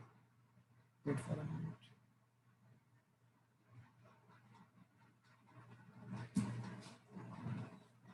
रो 1 के बाद वो इनटू है क्या? कहाँ पे?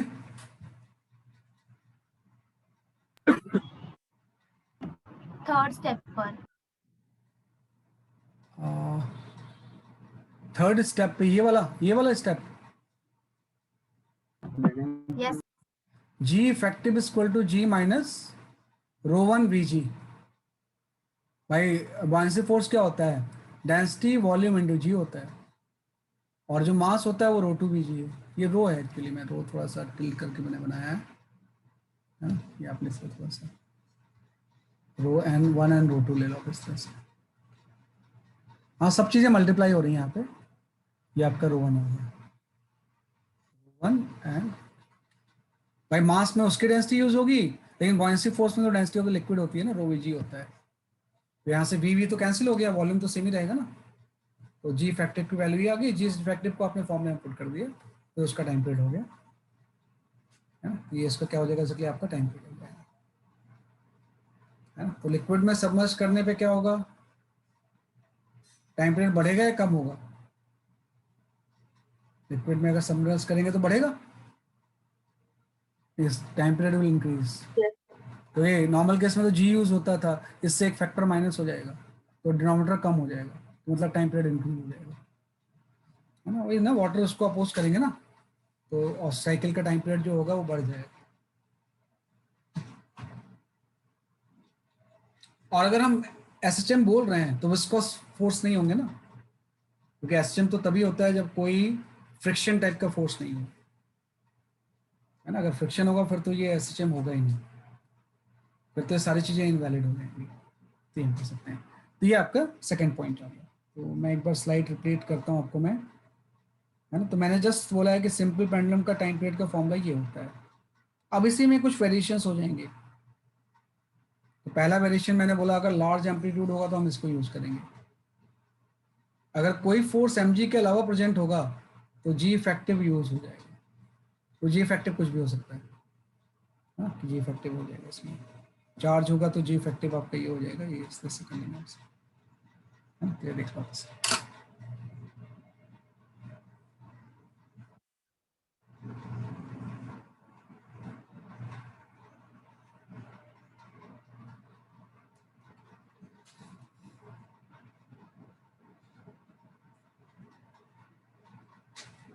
ठीक है, बस एक पॉइंट। हमने टेंशन की, हाँ बताओ। सर रिस्टोरिंग फोर्स में टेंशन क्यों नहीं कंसीडर किया, वो एक बार बोलोगे प्लीज। रिस्टोरिंग फोर्स में, अच्छा फोर्स में टेंशन क्यों लिया है? क्योंकि टेंशन 90 डिग्री के एंगल पे है ना बेटा।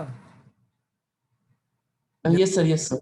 मैं अगर आपसे बोलूं कि कोई यहाँ पे ब्लॉक है और इस पे अगर हम फोर्स लगा रहे हैं तो वेट और नॉर्मल तो 90 डिग्री के एंगल पे है ना, तो उसको इस एक्सेशन से कोई मतलब नहीं होगा ना। तो जो मोशन हाँ सर। की डायरेक्शन में उसका कोई कंपोनेंट आ ही नहीं रहा है, तो ना तो टेंशन आ रहा है ना वेट आ रहा है। हम ये नहीं बोल रहे हैं कि दोनों बैलेंस हो रहे हैं, ये बैलेंस नहीं हो रहे हैं क्योंकि अभी हो सकता है कि ये मूव कर रहा होगा किसी ओमेगा से, है ना। तो बैलेंस तो हम नहीं बोल रहे हैं कि हो रहे हैं वो, है ना। लेकिन दोनों का कोई इफेक्ट इसके ऊपर नहीं आएगा रिस्टोरिंग में। रिस्टोरिंग में सिर्फ mg का साइन कंपोनेंट आएगा, रिस्टोरिंग में mg का सिर्फ साइन कंपोनेंट आ जाएगा। तो ये अपनी कन्वीनियंस। अब एक पॉइंट और है, वो भी इंपॉर्टेंट है, जिसके ऊपर कभी न्यूमेरिकल आपके ऊपर आ सकता है, एक छोटा मोटा, है ना। If length of string is comparable to radius of the earth, ये सिंपल पेंडुलम का थर्ड केस है ना। कि थर्ड केस आपका आ गया, है ना। If length of pendulum is comparable to radius of earth, radius of earth। क्या length of the pendulum radius of the अर्थ की कंपेरेबल हो जाए तो उस केस में टाइम पीरियड का फॉर्मूला थोड़ा मॉडिफाई हो जाता है। तो आपका ये हो जाता है 2 pi under root of 1 into G into 1/L plus 1/R हो जाता है। डिराइव करके आता है फॉर्मूला ये, इन डेरिवेशन इंपॉर्टेंट नहीं है। Where R is the radius of earth, radius of earth. Normal case में तो L बहुत कम होगा ना। आप देखो लेंथ कितना होगा, 1 मीटर होगा ज़्यादा से ज़्यादा, तो 6400 के रिस्पेक्ट में वो तो बहुत नेग्लिजिबल हो जाएगा ना, है ना। लेकिन अगर कंपेरेबल हो, कोई हम हाइपोथेटिकल पेंडुलम सोच लें जिसका कि लेंथ बहुत लार्ज है, इतना लार्ज है कि रेडियस ऑफ द अर्थ के कंपेरेबल में है, तो उसमें टाइम पीरियड का फॉर्मूला ही होता है। नहीं, इसका डेरिवेशन इंपॉर्टेंट नहीं है। डेरिवेशन आपको हो सकता है किसी बुक में मिल जाएगा, लेकिन डेरिवेशन इज नॉट इम्पॉर्टेंट। ये फॉर्मूला आप याद मेमोराइज कर लेना। इसी में रेडियस ऑफ अर्थ का मतलब क्या होगा? रेडियस ऑफ, मतलब ये जो आपने लिखा है ना statement, if length of pendulum is comparable to radius of earth, इसका मतलब क्या है? मर्द, इसका मतलब ये है कि जो हम पेंडुलम बना रहे हैं ना, जैसे मैंने बोला कि बहुत कोई लार्ज पेंडुलम है ना। अब देखो जो भी चीज़ हम बोलते हैं ना, जी कांस्टेंट वगैरह जो भी हम वर्ड यूज करते हैं, है ना, उसमें रेडियस ऑफ कर्वेचर को हम नेग्लेक्ट करते हैं ना, है ना। हम ये बोलते हैं ना कि जैसे ये अर्थ का सरफेस है और यहाँ पे आपने पेंडुलम को ही हैंग कर दिया, तो आप सिंपल सा ऐसा बोल रहे हो कि जब ये यहाँ पे होगा ऐसे, तो इसमें वेट एक्चुअली डाउनवर्ड लग जाएगा। तो एक्चुअली वेट डाउनवर्ड थोड़ी होता है, वेट तो towards the centre of the अर्थ होता है। वेट जो होता है वो किस तरफ होता है, towards the centre of the अर्थ। तो एक्चुअल फिगर अगर मैं बनाऊं कि अगर बहुत लंबा पेंडुलम है, वो तो छोटा पेंडुलम होता है इसलिए हम वर्टिकली डाउनवर्ड ले लेते हैं, तो अगर यहाँ पे कोई बहुत लार्ज पेंडुलम है, अगर मैं उसका डायग्राम ऐसे बनाऊं अर्थ के रेडियस को लेके, कि सपोज आपका ये अर्थ है ना, इस तरह से अगर हम अर्थ ले लें, है ना, और इसके रेडियस के कंपरेबल में कोई पेंडुलम है, मतलब लेंथ भी हो सकती है 6000 किलोमीटर हो उसकी, है ना, लेंथ कितनी हो बेसिकली आपके 6000 किलोमीटर, और यहाँ पे ये ऑसिलेट कर रहा है ऐसे इस जगह पे, अर्थ के सरफेस के नियर ही ऑसिलेट कर रहा है। तो जब हम इसका डायग्राम लाएंगे ना तो लेंथ तो ऐसे आ जाएगा, लेकिन अब वेट वर्टिकली हम नहीं बना सकते ना, मान लो इसको आपने यहाँ से डिस्प्लेस करके आप यहाँ ले गए, तो आप वेट वर्टिकल नहीं बनाओगे ना, वेट क्या होगा, अर्थ के सेंटर की तरफ होगा, इस डायरेक्शन में आ जाएगा। तो थोड़ी सी टॉर्क वगैरह की इक्वेशन जो है ना वो ज्योमेट्रिकली चेंज हो जाएंगी। तो वो जब चेंज टॉर्क की इक्वेशन से इस फॉर्मूले को हम डिराइव करेंगे कि अगर कोई लॉन्ग पेंडुलम है, अगर वो इस तरह से ऑसिलेट कर रहा है ना, तो उस केस में फॉर्मूला ड्राइव होकर ये आ जाता है। तो फर्क क्या पड़ गया, मैंने बता दिया कि इसको हम वर्टिकल नहीं ले सकते ना ऐसे, क्योंकि वेट तो towards the centre of the अर्थ लगता है, तो थोड़े से टॉर्क के इक्वेशन की ज्योमेट्री चेंज हो जाएगी, तो उसका फॉर्मूला ये होता है। लेकिन नॉर्मल केस में हम जानते हैं कि जो भी लेंथ ऑफ द पेंडुलम होगा this is very very less than R, 1 metre 2 metre का ही तो होगा, और ये 6400 किलोमीटर है। तो अगर ये चीज़ है तो यहाँ से 1/r नेग्लेक्ट हो जाएगा ना, कि अगर r बड़ा है तो 1/r बहुत छोटा होगा, तो यहाँ पे टाइम पीरियड का फॉर्मूला वही आ जाएगा L/g, क्योंकि हम जानते हैं, है ना, जो कि हमने इस मेथड से ड्राइव किया था, L/g हो जाएगा। लेकिन इसका उल्टा अगर सही हो कि सपोज ऐसा पेंडुलम कोई है जिसकी कि लेंथ रेडियस के रिस्पेक्ट में लार्ज है ना, मतलब प्रैक्टिकली वो पॉसिबल नहीं है, जस्ट ये हाइपोथेटिकल सिचुएशन। अगर हम ऐसा सोच लें तो आपको पता है अगर लेंथ लार्ज है तो 1/L नेग्लेक्ट होगा, तो उसका जो टाइम पीरियड होता है ना वो 2.√r/g होगा, और इसकी वैल्यू हम जानते हैं 84.6 मिनट होती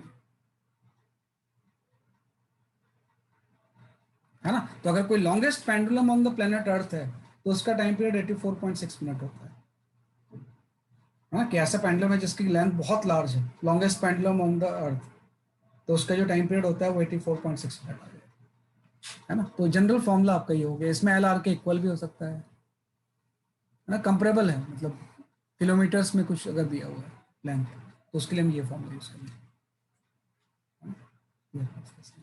और रियल लाइफ में इतना लंबा पेंडुलम है क्या? नहीं है, मैं तो बोल रहा हूँ हाइपोथेटिकल, बार बार वर्ड यूज कर रहा हूँ मैं।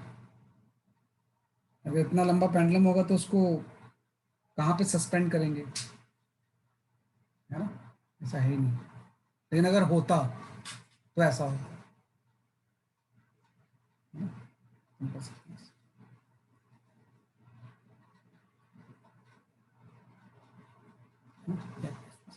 पेंडुलम तो छोटे ही होते हैं, तो नॉर्मल इसलिए यही फॉर्मूला यूज होता है ना। लेकिन कई न्यूमेरिकल्स में अगर ऐसा दिया होता तो हम इसको यूज कर सकते हैं। तो ये 3 केसेस हो गए आपके सिंपल पेंडुलम के, है ना, कि first case large amplitude, second case g effective, ज़्यादा जी इफेक्टिव यूज होगा, एंड थर्ड केस अगर पेंडुलम का लेंथ कंपरेबल है रेडियस ऑफ द अर्थ के, है ना, तो ये हम कर सकते हैं, राइट। तो ये थोड़ा सा हमने सिंपल पेंडुलम की थ्योरी पढ़ी है ना। तो 1-2 क्वेश्चंस कर लेते हैं, आप अटेम्प्ट कर सकते हो पेंडुलम के क्वेश्चन सारे, है ना, you can attempt complete module. अभी एक क्लास में थ्योरी कुछ बची हुई है, लेकिन वो थ्योरी में के ऊपर मॉड्यूल में क्वेश्चंस बहुत कम है, 84.6 मिनट्स, है ना, 84.6 मिनट। मैंने बोला था कि बहुत सारे क्वेश्चन का ही कॉमन आंसर होता है, तो उस दिन आपने डिस्कस किया था ना कि अर्थ में अगर टनल होगी तो उसमें अगर कोई बॉल ऑसिलेट कर रही है ऐसे, तो उसका टाइम पीरियड भी इतना ही होता है। वैसे अगर लॉन्गेस्ट पेंडुलम होगा तो उसका भी टाइम पीरियड ही होता है ना। तो आई शेयर वन क्वेश्चन, एक क्वेश्चन मैं शेयर करता हूँ आपको मैं, based on the what time we left. हाँ टाइम तो है, वी हैव टाइम लेफ्ट। चलो एक क्वेश्चन कर लेते हैं। हाँ, you can go for this question.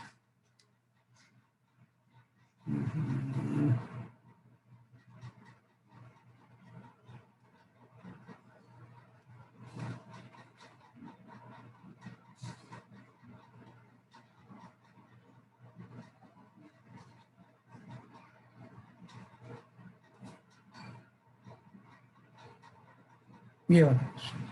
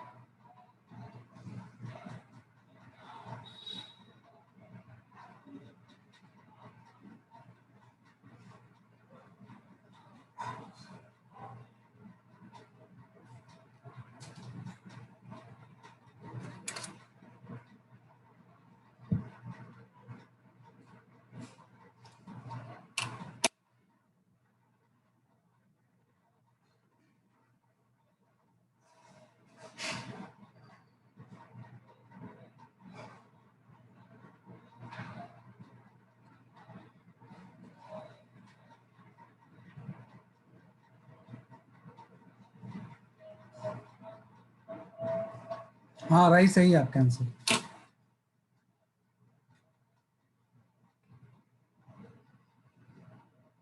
हाँ सारा, your answer is correct. Gautam, your answer is correct.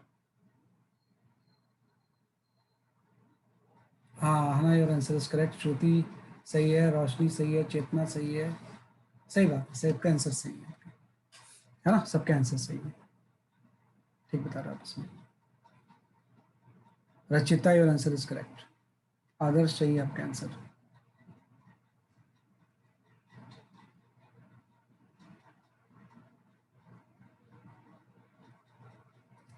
है ना, सही है ना, ठीक क्वेश्चन का आंसर आप बता रहे हो, है ना। बस आपको जी इफेक्टिव तो निकालना होता है हर केस में, तो भाई जी इफेक्टिव कितना है ना। तो ऐसा केस था आपका, ये कोई इंक्लाइन प्लेन था, इस पे आपका कोई इस तरह से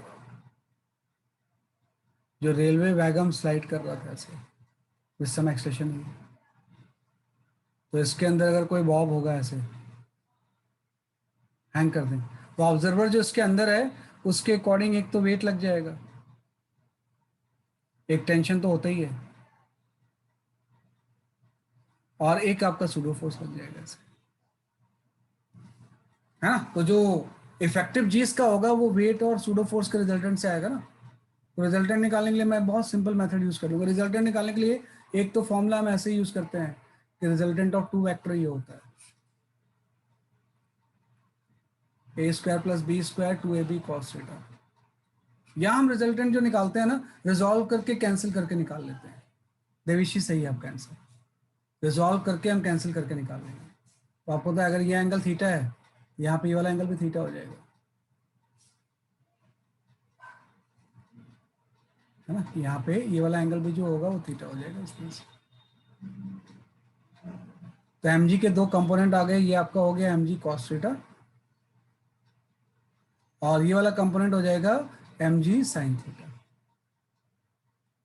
अगर आप ध्यान रखना कि जो a होता है जब फ्रिक्शनलेस चीज पे स्लाइड करती है तो इस a की वैल्यू g sin थीटा के इक्वल होती है।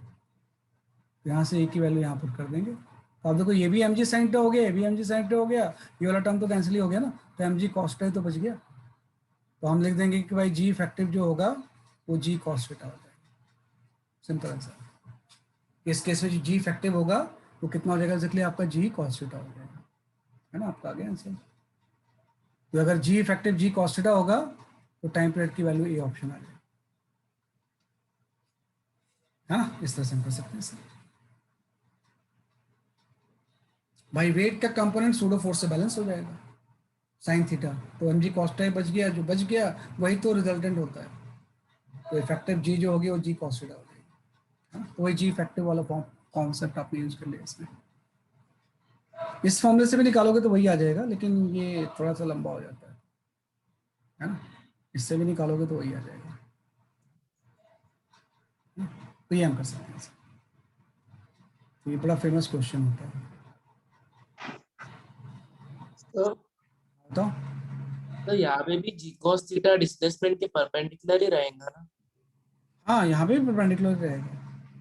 तो लाइक टेंशन को उसकी वजह से नहीं कंसीडर करते थे कि वो परपेंडिकुलर है, सो उसका एक्सेलरेशन में कोई रोल नहीं आएगा। इसमें भी वही चीज, इसमें भी वही चीज जब हम डिस्कस करेंगे तो परपेंडिकुलर, है ना। तो जी cos थीटा भी परपेंडिकुलर है, so उसका भी कोई रोल नहीं है। अब इसका इंक्लाइन प्लेन में ऑस्लेशन हो रहा है ना, आप देखो अब जो ऑस्लेशंस होगा ना वो इंक्लाइन प्लेन में होता है इस तरह से। तो जब इसको हम दूसरे उसमें ले जाएंगे ना तो एक दूसरा एंगल आ जाएगा, आप ध्यान रखो।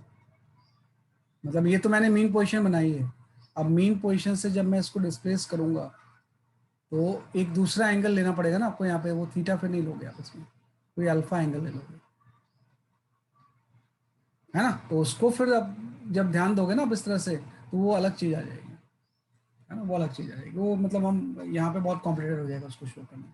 तो सर हम ऐसा अगर याद रखें कि सिंपल पेंडुलम की केस पे टाइम पीरियड में टेंशन का कोई रोल ही नहीं है, तो चलेगा ना? हाँ हाँ हाँ, टेंशन का तो कभी कोई रोल नहीं होगा, क्योंकि टेंशन तो हमेशा परपेंडिकुलर होता है। Okay sir. टेंशन तो हमेशा परपेंडिकुलर होगा किसी भी केस में। जब भी टेंशन लेंगे ना तो टेंशन तो कहीं भी परपेंडिकुलर ही होगा। हाँ टेंशन लेकिन होना चाहिए, जीरो नहीं होना चाहिए। ऐसा मतलब होगा, मतलब अगर टाइम पीरियड में कोई इसका रोल नहीं है। बिल्कुल बिल्कुल सही, बिल्कुल सही। टेंशन जीरो नहीं होगा, क्या पाएगा। टेंशन जीरो नहीं होना चाहिए। टेंशन अगर जीरो हो गया फिर तो स्ट्रिंग स्लैक कर जाएगी, फिर तो ऑसिलेट ही नहीं करेगा, है ना। जैसे अभी हम लास्ट ये क्वेश्चन में सॉल्व कर रहा था तो इसमें एक करेक्शन था, है ना। ये जैसे ये वाला question, you can go for this question, है ना। तो इसमें करेक्शन ये था कि 400/3 नहीं, यहाँ पे 4000/3 है, क्योंकि 400/3 लेंगे तो टेंशन ही जीरो हो जाएगा स्ट्रिंग में, है ना। तो इसको करेक्ट कर लेना आप इसमें, ये 4000/3 है। सॉल्व कर लो आप इसे, क्या आ रहा है आपका, देखो आंसर।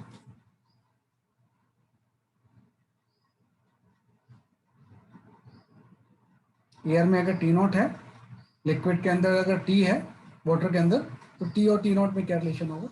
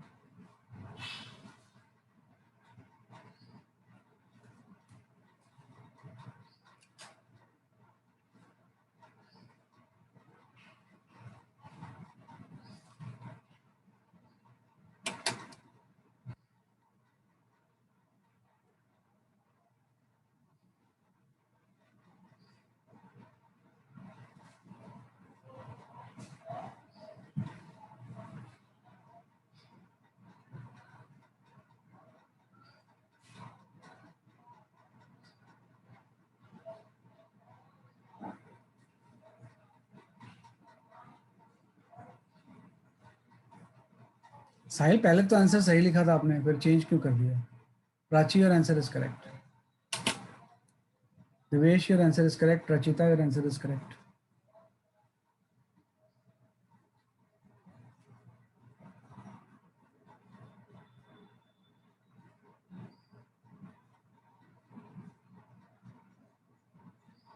हाँ सही है। चेतना, योर आंसर इज करेक्ट। राई सही है आपका आंसर।